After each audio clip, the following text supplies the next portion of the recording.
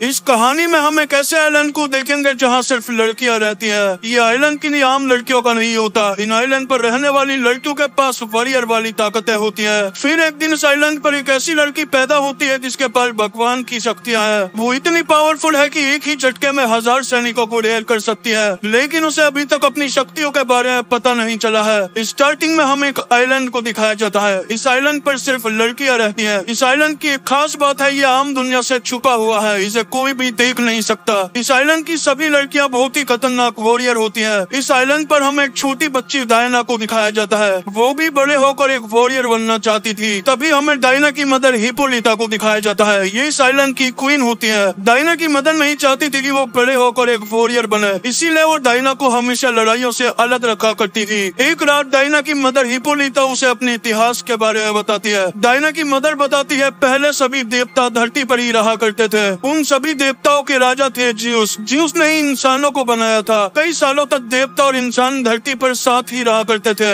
लेकिन फिर ज्यूस के बेटे एरिस को इंसानों से चिढ़ होने लगी। एरिस ने चाल खेली और उसने इंसानों को एक दूसरे के खिलाफ भरना शुरू कर दिया, जिसके बाद इंसानों में युद्ध शुरू हो गया। बाकी देवताओं ने एरिस को रोकने की काफी कोशिश की, लेकिन एरिस बहुत ज्यादा पावरफुल था। फिर ज्यूस आए और उन्होंने अपनी पूरी ताकत से एरिस को घायल कर दिया, जिसके बाद एरिस कहीं गायब हो गया। फिर ज्यूस ने इस आइलैंड को बनाया जो इंसानी दुनिया से हमेशा छुप कर रहेगा, ताकि एरिस कभी भी वापस लौटे तो ये सभी युद्ध के लिए तैयार रहे। ज्यूस ने अपनी एक खास तलवार भी उस आइलैंड पर ही छोड़ दी थी। इस तलवार का सिर्फ वही इस्तेमाल कर सकता है जिसके अंदर ज्यूस की ताकतें हो। डायना उस तलवार को उठाना चाहती थी, लेकिन डायना की मदर उससे मना कर देती है। लेकिन डायना ने छुप कर एंटीओपे से लड़ाई सीखनी शुरू करी। एंटीओपे डायना की मदर की बहन थी। कई साल बीत जाते हैं और अब डायना बड़ी हो चुकी थी। एंटीओपे उसे अभी भी लड़ाई सिखा रही थी। वो दोनों तलवारबाजी की प्रैक्टिस कर रहे होते हैं, लेकिन तभी वहाँ पर डायना की मदर पहुँच जाती है। डायना की मदर अपनी बहन पर बहुत ज्यादा गुस्सा करती है, क्योंकि वो नहीं चाहती थी डायना कभी भी युद्ध सीखे, क्योंकि अगर उसने ऐसा किया तो वो बाहरी दुनिया में जाने की कोशिश करेगी और एरिस उसे ढूंढ लेगा, जिसके चलते डायना की जान को खतरा हो जाएगा। लेकिन एंटीओपे का मानना था कि एरिस उनके ऊपर जरूर हमला करेगा और किसी दिन वो इस आइलैंड को ढूंढ निकालेगा, और उसी दिन के लिए उन्हें डायना को तैयार रखना होगा। अगर डायना अपनी पावर्स का इस्तेमाल करना सीख गई तो वो एरिस को कड़ी टक्कर दे पाएगी और उसे हरा पाएगी। ये बात सुनकर डायना की मदर मान जाती है। वो अपनी बहन से कहती है, तुम डायना की ट्रेनिंग और ज्यादा बढ़ा दो, जिससे वो जल्द से जल्द एक काबिल वॉरियर बन जाए और अपनी शक्तियों का इस्तेमाल करना सीख जाए। सीन शिफ्ट होता और अब डायना बड़ी हो चुकी थी। उसकी ट्रेनिंग अभी तक चल रही थी। वो पूरे आइलैंड की सबसे खतरनाक वॉरियर बन चुकी थी। कभी कभी प्रैक्टिस के दौरान उसकी शक्तियाँ बाहर आ जाया करती थी, जिसके बारे में डायना को अभी तक कुछ नहीं पता था। अब डायना और एंटीओपे एक दिन तलवारबाजी की प्रैक्टिस कर रहे होते हैं। एंटीओपे उसके ऊपर तलवार से हमला कर रही थी, लेकिन डायना की प्रोटेक्टिव शील्ड इतनी ज्यादा पावरफुल थी कि उस पर तलवार का भी कोई असर नहीं होता। धोखे से डायना से अपनी शक्तियाँ इस्तेमाल हो जाती है, जिससे एंटीओपे बहुत दूर जाकर गिरती है। इन शक्तियों के बारे में डायना को अभी तक कुछ भी नहीं पता था। डायना आइलैंड पर खड़ी होती है, तभी उसे आसमान में एक एरोप्लेन उड़ता हुआ दिखाई देता है। वो एरोप्लेन उसके पास ही समुद्र में क्रैश हो जाता है। उसके अंदर एक पायलट होता है, वो डूबने लगता है, लेकिन तभी डायना उसे बचाने के लिए पहुंच जाती है।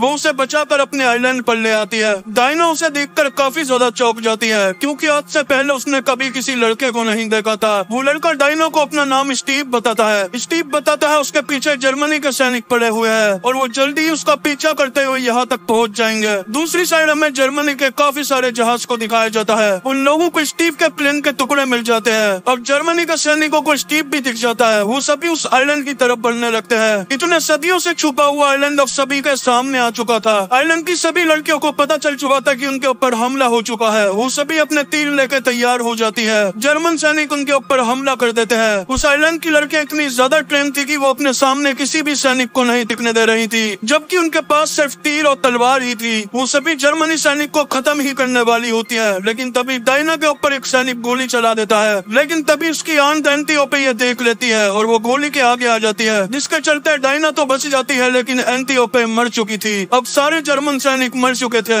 डायना की मदर स्टीव को बंदी बना लेती है, क्योंकि उन्हें लग रहा था कि इन सभी चीजों के पीछे उसी का हाथ है। वो लोग स्टीव को एक जादी रस्सी से पकड़ लेते हैं। इस रस्सी की खासियत थी, जो भी इससे पकड़ा जाता था वो सच ही बोलता था। स्टीव उन सभी को बताता है वो ब्रिटिश को एक जासूस है और वो जर्मन सैनिकों की जासूसी कर रहा था। जर्मन सैनिकों की जासूसी करते टाइम उसे एक बहुत बड़ा सच पता चला। जर्मन सैनिक एक डॉक्टर मारू की मदद से बहुत ही खतरनाक गैस बना रहे हैं। डॉक्टर मारू एक ऐसी ऐसी गैस बना रही थी जिस गैस से करोड़ों लोग मारे जाएंगे। इसी वजह से स्टीव उन लोगों का गैस बनाने वाला फॉर्मूला लेकर वहाँ से भाग निकला। वो उनकी फॉर्मूले की डायरी को लेकर वहाँ से भागने लगा और उसके पीछे जर्मन सैनिक थे। वो गलती से इस आइलैंड पर आकर क्रैश हो गया और उसका पीछा करते करते जर्मन सैनिक भी वहाँ पहुँच गए और यही उसकी सच्चाई थी। स्टीव बताता है अगर उसने डॉक्टर मारू को नहीं रोका तो करोड़ों इंसान मारे जाएंगे और युद्ध कई सालों तक चलता रहेगा। इसीलिए उसे अपने ब्रिटिश के जनरल को जाकर ये बात बतानी होगी। डायना अपनी मदर से बोलती है उन्हें उसकी मदद करनी चाहिए, क्योंकि डायना को लग रहा था कि जर्मनी सैनिक का जनरल ही हैरिस है। हैरिस धरती पर जनरल के रूप में आया है ताकि वो धरती पर दोबारा से युद्ध करा सके, लेकिन डायना की मदर उससे मना कर देती है। वो बताती है अगर वो एक बार इस आइलैंड से बाहर निकल गई तो कभी वापस नहीं आ पाएगी, लेकिन डायना इस बात को नहीं मानती। वो रात को वहाँ से भागने वाली थी। भागने से पहले वो उस जादुई रस्सी को ले लेती है और साथ ही में वो जीन्स की बनाई हुई तलवार भी ले लेती है। अब वो स्टीव के साथ मिलकर रात में वहाँ से भागने वाली थी, लेकिन तभी वहाँ पर डायना की मदर पहुँच जाती है। लेकिन वो इस बार डायना को नहीं रोकती, बल्कि वो डायना को एक क्राउन देने के लिए आई थी, जिसके बाद वो डायना और स्टीव को वहाँ से रवाना कर देती है। अब डायना स्टीव से बोलती है मुझे युद्ध के देवता हैरिस के पास ले चलो ताकि मैं हैरिस को खत्म कर इस युद्ध को रोक सकूं। लेकिन स्टीव भी सोच में पड़ जाता है क्योंकि उसे हैरिस के बारे में कुछ भी नहीं पता था। फिर भी वो डायना से हाँ बोल देता है। अगले दिन स्टीव और डायना लंदन पहुंच चुके थे।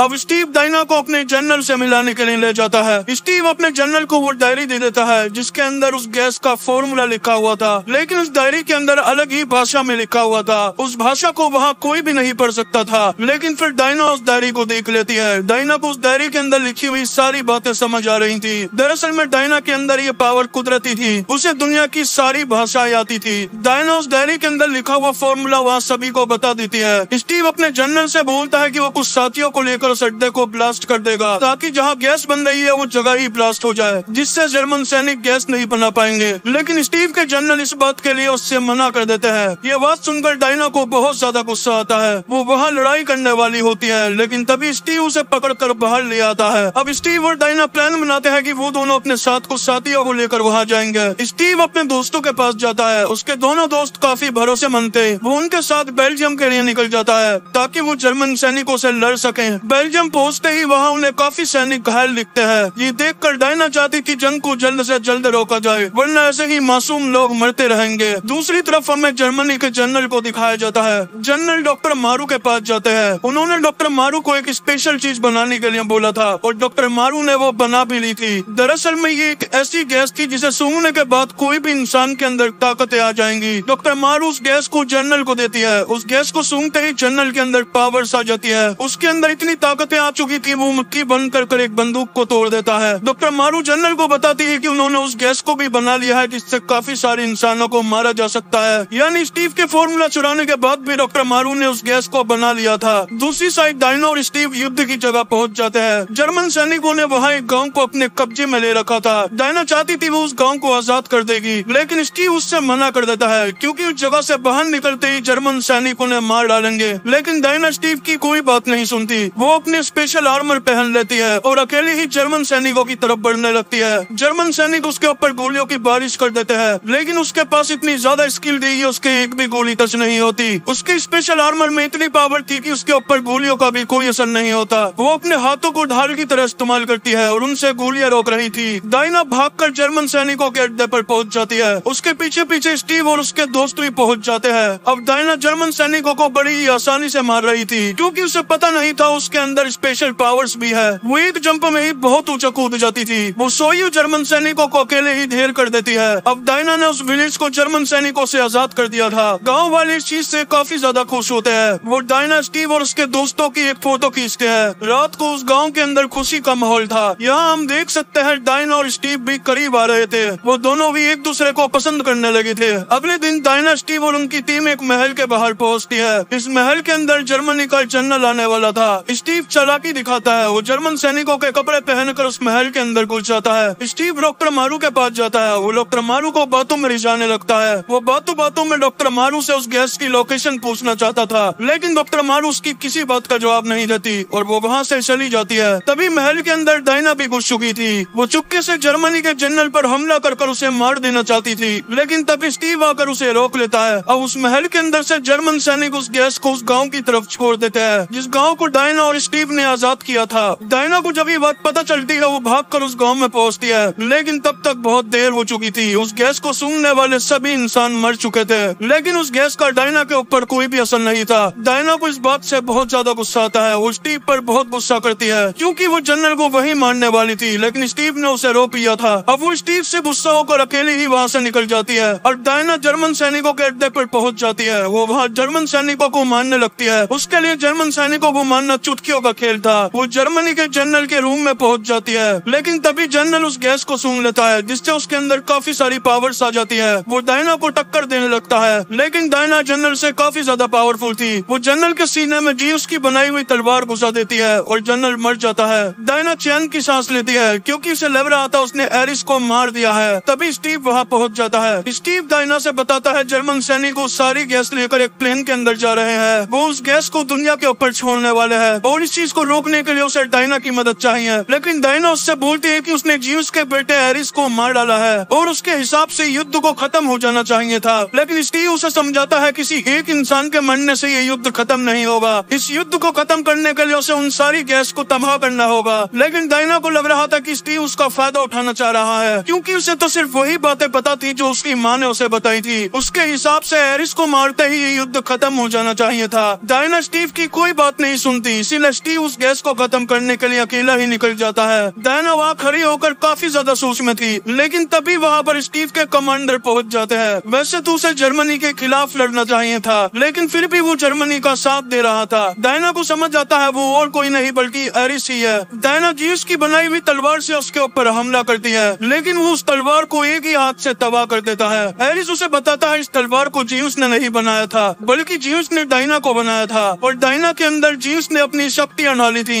लेकिन ये बात डायना को आज तक पता ही नहीं थी। अब एरिस डायना को पास्ट में ले जाता है और डायना को बताता है इंसानों ने किस तरीके से इस धरती को नष्ट कर दिया है। इंसान जब तक जिंदा रहेंगे वो युद्ध चलता रहेगा। एरिस डायना को अपनी बातों में फंसा रहा था। वो डायना से बोलता है वो दोनों मिलकर इंसानियत को तबाह कर देंगे, जिसके बाद वो दोनों फिर इस दुनिया को दोबारा से शुरू करेंगे। लेकिन डायना उसकी किसी बातों में नहीं आती। वो एरिस के ऊपर हमला कर देती है। एरिस के पास डायना से भी ज्यादा पावर्स थी। वो कितनी भी भारी चीज को इशारे से हवा में उड़ा सकता था। वो डायना को बड़ी ही आसानी से मार रहा होता है, लेकिन तभी डायना उसके ऊपर एक बॉक्स फेंक कर मारती है। उस बॉक्स के अंदर बम थे, जिसके चलते वहाँ बहुत तगड़ा धमाका होता है। दूसरी साइड स्टीव और उसके साथी उस प्लेन तक पहुँच जाते हैं, जिसके अंदर बहुत सारी जहरीली गैस रखी हुई थी। स्टीव अपने दोस्तों को बताता है वो इस प्लेन को धरती पर तबाह नहीं कर सकते, क्योंकि अगर उन्होंने ऐसा किया तो वहाँ 60 किलोमीटर के दायरे में सब कुछ तबाह हो जाएगा। उस जगह जहरीली गैस फैल जाएगी और सभी इंसान मारे जाएंगे। इसीलिए उसे उस प्लेन को हवा में ले जाकर ब्लास्ट करना होगा। स्टीव के दोस्त उसे रोकते हैं, लेकिन स्टीव उनकी कोई बात नहीं सुनता। स्टीव प्लेन में जाने से पहले डायना के पास आता है। स्टीव डायना को कुछ बातें बताता है, लेकिन डायना को कोई बात समझ नहीं आ रही थी, क्योंकि धमाके के कारण उसके कान जाम हो चुके थे। उसे कोई भी आवाज नहीं आ रही थी। स्टीव डायना को एक घड़ी देता है और भागकर उस प्लेन के अंदर बैठ जाता है। दूसरी साइड एरिस अपने असली रूप में आ चुका था। अब उसने अपनी पूरी ताकतों को बाहर निकाल दिया था।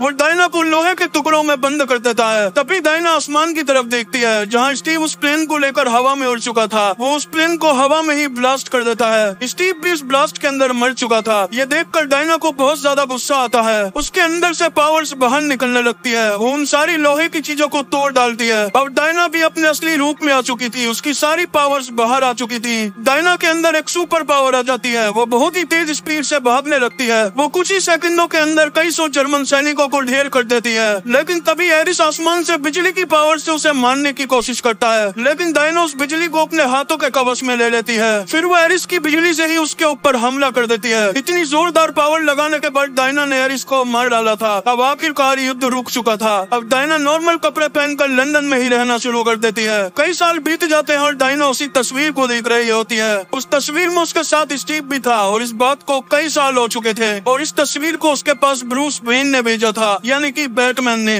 बैटमैन और डायना एक ही शहर में रहते हैं और बैटमैन समझ चुका था कि डायना एक सुपर वुमेन है, क्योंकि वो आज तक कई सौ सालों से जिंदा है और उसकी इतनी उम्र भी नहीं बढ़ी है। अब लास्ट में डायना अपने असली रूप में आ जाती है। वो वंडर वुमेन बन जाती है। वो अपने कवच को दोबारा से पहन लेती है, यानी कि युद्ध दोबारा शुरू हो चुका था। और इसी के साथ यहीं पर यह मूवी खत्म हो जाती है। ये था इस मूवी का पहला पार्ट, और अगर आपको इसका दूसरा पार्ट देखना है तो आप मेरे चैनल को सब्सक्राइब कर सकते हो। आई होप आपको ये कहानी पसंद आई होगी। अगर वीडियो अच्छी लगी हो तो उसे लाइक कर देना और चैनल को भी सब्सक्राइब कर देना। मिलते हैं अगली वीडियो में, पर तब तक के लिए be safe and keep chilling.